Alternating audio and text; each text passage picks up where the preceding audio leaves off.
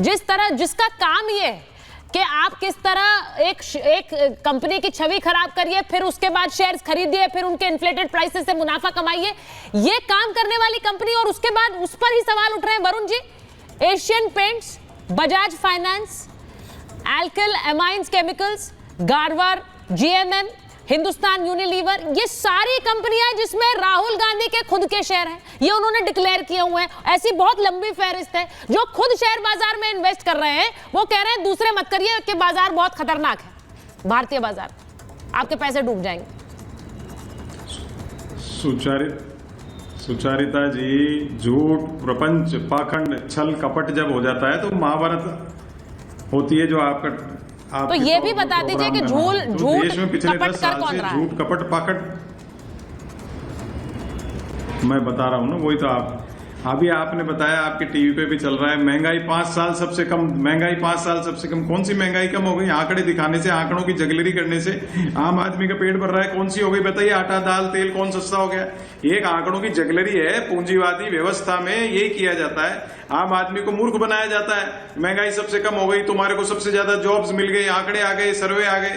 तो ये सब चीजें जो मैं कह रहा हूं ना, झूठ, प्रपंच, पाखंड, मैंने आपको हमेशा कहा कि आक्रोश और अराजकता के यही बीज हैं जो आप अभी कह रहे थे। अभी बीच मतलब यूपीए की सरकार में जब भी महंगाई दर कम होने की बात हुई वो झूठ और प्रपंच था, आप ये कह रहे हैं, वो जगलरी थी, वो झूठ था, ये मान लीजिए। क्योंकि मैं फिर वो लिस्ट दिखाती हूँ कि यूपीए सरकार ने कितनी बार दावा किया, आपको दिखाती हूँ फिर वो लिस्ट, क्योंकि कितनी बार उन्होंने दावा किया कि महंगाई दर कम हुई है, तो वो सब झूठ था। यूपीए सरकार क्यों आ रही? नहीं क्यों आ रही? यूपीए सरकार क्यों आ रही? इसलिए आ रही ना कि भाई वो पेड़ पैसे पेड़ों पे उगते हैं क्या? दालें महंगी होगी तो मटर की दाल खा लो। उसलिए तो लोग चिढ़ गए थे, इसलिए तो मोदी जी की सरकार लाए थे। 2-2 करोड़ रोजगार दे देंगे हर साल। क्या था? दे दिएगा किसी को रोजगार? ये सब झूठ, प्रपंच, पाखंड जो है ना, पूंजीवाद में आता है। मैंने मनमोहन सिंह जी की आर्थिक नीतियों का कभी समर्थन नहीं किया, आज भी नहीं कर रहा हूं। बीजेपी के तो नहीं है दम किसी के ऐसे बोलने की कि मोदी जी पूंजीवाद बढ़ा रहे हैं देश में, उसका विरोध करें, कभी नहीं है। ये तो डेमोक्रेटिक फोरम में ही बोल सकता है आदमी, तो ये कांग्रेस में ही बोल सकता है। वरुण जी, मेरा बड़ा एक सीधा सवाल है, मैंने भाटी जी से भी वही पूछा था।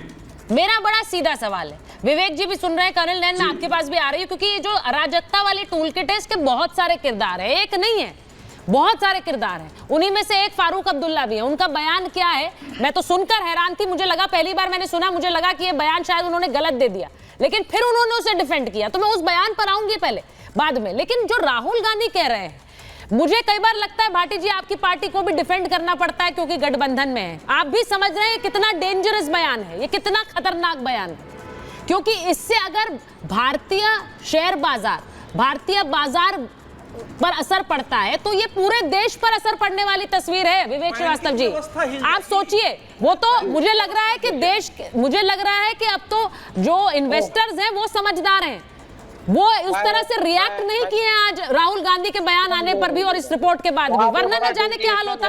बड़ा डेविएशन आप लोग कर रहे हैं। राहुल गांधी ने क्या कहा और आप क्या समझे, और हिंडनबर्ग ने क्या रिपोर्ट की। सबसे पहली चीज, मेरे मित्र अवधेश कुमार जी ने कोर्ट का हवाला दिया कि साहब कोर्ट बैठा था तो कोर्ट ने सेबी को बोला, तो सेबी की रिपोर्ट आई, रिपोर्ट के आधार पे इस बार जो रिपोर्ट आई है हिंडनबर्ग की, उसमें माधवी जी और उनके रिश्तेदारों का, जो सेबी के उच्च पदाधिकारी हैं, उनके ऊपर भ्रष्टाचार के आरोप हैं कि वो अडानी साहब से मिले हुए हैं, शेयर होल्डर्स हैं उनकी कुछ ऑफशोर कंपनीज में, so on and so fourth. तो ये देखिए, एक करप्शन का इशू उठाना सेबी के किसी अफसर के खिलाफ, क्या opposition including the ruling party, क्या हमें करना चाहिए कि नहीं करना चाहिए? बिल्कुल सही। अब या तो साहब विवेक जी, मैं आपसे पूरी तरह से सहमत हूं। सिद्धार्थ जी को भी एक बार लाइए जरा स्क्रीन पर। मैं आपसे सहमत हूं। आपके अगर आरोप है ये विवेक जी, बतौर ऑपोजिशन, मैंने शुरू में कहा आरोप लगाना अलग बात है, और आप उन आरोपों को तथ्यों से बैक करिए, सिर्फ आरोप पर लगाइए, उस पर जवाब सिद्धार्थ जी देंगे। लेकिन आप तो एक ओपन डिक्लेरेशन कर रहे हैं, आप डिक्लेरेशन कर रहे हैं कि आप भारतीय बाजार में इन्वेस्ट करेंगे तो आपके लिए जोखिम भरा सौदा होगा।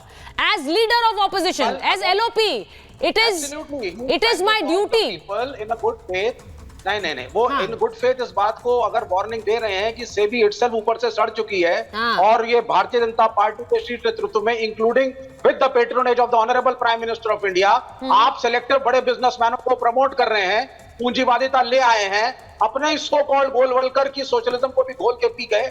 स्वदेशी जागरण मंच से शुरू हुए थे, 100% एफडीआई पे आप आ चुके हैं। दो व्यवस्थाएं इस देश में चल रही हैं, गरीब का स्कूल अलग, अमीर का स्कूल अलग, गरीब का अस्पताल अलग, अमीर का अस्पताल अलग, गरीब का कॉलेज अलग, अमीर का कॉलेज अलग, नौकरियां अलग तरीके की, घर अलग तरीके के। तो ये जो पूंजीवादी व्यवस्था है इसको समाप्त करने की जरूरत है। अगर राहुल गांधी इस आवाज को बुलंद कर रहे हैं उसके लिए बताया उन्होंने। नहीं बड़ी अजीब बात कर रहे हैं आप विवेक जी। केरल में अलग व्यवस्था है, पश्चिम बंगाल में अलग व्यवस्था। चलिए सुनिए, इस समय सिस्टम पर बात नहीं कर रहे हैं कि देश में पूंजीवादी व्यवस्था हो या देश में समाजवादी व्यवस्था। सुनिए पे बात करिए ना, आपने गलत सेबी के पदाधिकारी मैं बोल लेता हूँ, आपने बोला है, मेरा उत्तर 2-3 लाइन सुन लीजिए। जो भी मेरा एक ही सवाल सुनिए ना भाई, क्या आप सेबी के सवाल पूरा होने सुन तो लीजिए ना, वही बात है, वही पर कि क्या सेबी पर आप मानते हैं कि नहीं, मैं उसका उत्तर दे रहा हूं। देखिए, किसी के पक्ष में मैं यहां बोलने के लिए नहीं बैठा हुआ हूं। जहां तक मैं अर्थव्यवस्था को समझता हूं, मैं 5 रुपया भी कहीं निवेश करूंगा वो वेबसाइट पर उपलब्ध है। वो कोई ऐसी जानकारी नहीं होती जो अलग से लाई जाए। उन्होंने स्पष्ट किया है और पहले से स्पष्ट है कि 2015 में जब वो सिंगापुर में थी, वो तो बहुत दोनों पति पत्नी मल्टीनेशनल के बहुत शीर्ष पद पर रही हैं, वो खरबपति अरबपति हैं। वो उन्होंने इन्वेस्टमेंट किया था उस समय। जब वो सेबी के चेयरमैन बनने को आया तो उनके पति ने कंपनियों को लिख के दिया कि अब इनको उसमें से हटा दिया जाए। अब आज उसको बना करके आप एक इशू ले आते हैं। एक बार सुनिए विवेक जी, आपने एक डायरेक्ट क्वेश्चन बोला है, क्योंकि मुझे एक बार कर्नल नैन के पास भी जाना है और मैं वो फारूक अब्दुल्ला का बयान चलाने वाली हूँ। लेकिन एक बार सिद्धार्थ जी जरा बताइए, वो कह रहे हैं कि एक आरोप लगाया विपक्ष ने, विपक्ष के आरोप लगाना बंद कर दे। अगर उन्होंने एक आरोप लगाया तो उसे सीरियसली लीजिए, उसके बारे में बताइए देश को, क्योंकि ये लगाया भाई वीडियो तो जारी कर दिया राहुल गांधी, उन्होंने जारी कर दिया, बाकी सब कह रहे हैं हमारे एलओपी ने जारी किया है, तो मतलब विपक्ष का भी बयान हो गया। देश को हिलाने के लिए कोई एक बयान दे और यहाँ देश में लेके। ठीक है, तो सिद्धार्थ जी जवाब दीजिए। देखिए सुचारिता जी, क्या देश अभी समस्या क्या है कि विपक्ष को आरोप लगाना है, आरोप लगाना, किसी बात को उठाना कोई मनाही नहीं है। आप जो कहना चाहते हैं, जो करना चाहते हैं, खुलकर करिए। कोई जिम्मेवारी भी होगी या नहीं होगी। मैं आपसे एक बात पूछता हूं, पहली ये रिपोर्ट लगाई गई हिंडनबर्ग के द्वारा। हिंडनबर्ग ने पिछली रिपोर्ट में बहुत कुछ क्लेम किया।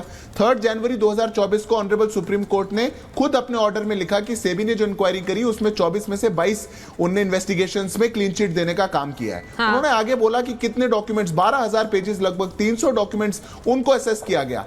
अब उसके बाद उसी इंक्वायरी में हमारे देश की सेबी ने, ये हमारे देश की है, फॉरेन देश की हिंडनबर्ग को नोटिस सर्व किया था कि आप इन बातों की जानकारी दो।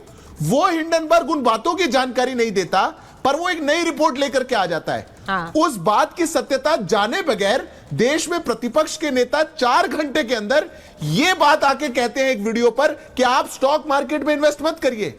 आरोप लगाना था तो तुरंत सुप्रीम कोर्ट जाते, पहले भी गए थे। आप तुरंत जाकर के इसमें केस फाइल करते, आप तुरंत देश के प्रधानमंत्री को, देश की रेगुलेटरी बॉडीज को पत्र लिखते कि ऐसा ऐसा आरोप हमारे देश के सेबी पे लगा है, आपको इसको इन्वेस्टिगेट करना चाहिए। ऐसी क्या मजबूरी है कि 4 घंटे में आपको एक वीडियो बना के डालनी पड़े और देश के अंदर एक आर्थिक अस्थिरता लानी पड़े? मैं तो ये पूछता हूं, आपको कहनी है बात वो ठीक है, पर अभी जितने पैनल पे भी आपके लोग बात कर रहे थे, आप बोलोगे कि राहुल जी ने ऐसा क्यों कहा, देश में आर्थिक असमानता हो गई है, देश में ऐसा हो गया है, देश में वैसा हो गया है। अरे ऐसा और वैसा, अभी जो इन्फ्लेशन का रेट आपके टीवी पे चल रहे हैं, ये एनएसओ के रेट्स है पुरोहित जी, ये एनएसओ का डेटा है। ये सीपीआई इंडेक्स है जो 3.54 पे गया है। आरबीआई 4% चाहता था और यही वो डेटा है जो आपके दौर में 2013 में 12% पे था। तो जब आपके दौर में 12% था, डबल रेट की इन्फ्लेशन थी, देश में हाहाकार थी, और आज 3.5% की है, तो देश की भलाई की चीज में आप दुखी होते हैं और देश की कोई गड़बड़ चीज हो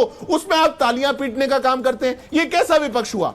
आप मुझे एक बात बताइए, किसी देश की किसी एजेंसी ने कभी किसी एक फॉरेन एजेंसी को ऐसा एक नोटिस सर्व किया हो और उस एजेंसी जो इतने कटघरे में खड़ी हो, उसकी ऐसे तमाशों पर ताली बजाने वाला किसी देश का विपक्ष होगा तो हम आपकी बात मान जाएंगे। पर आप देश के विपक्ष की भूमिका नहीं, आप देश में कोई भी खराब बात हो उस पर ताली बजाने का काम करते हैं। ये बात दुखद है और कोई दुखद नहीं है। जो कहना चाहे तमाशे पर ताली बजा रहे हैं।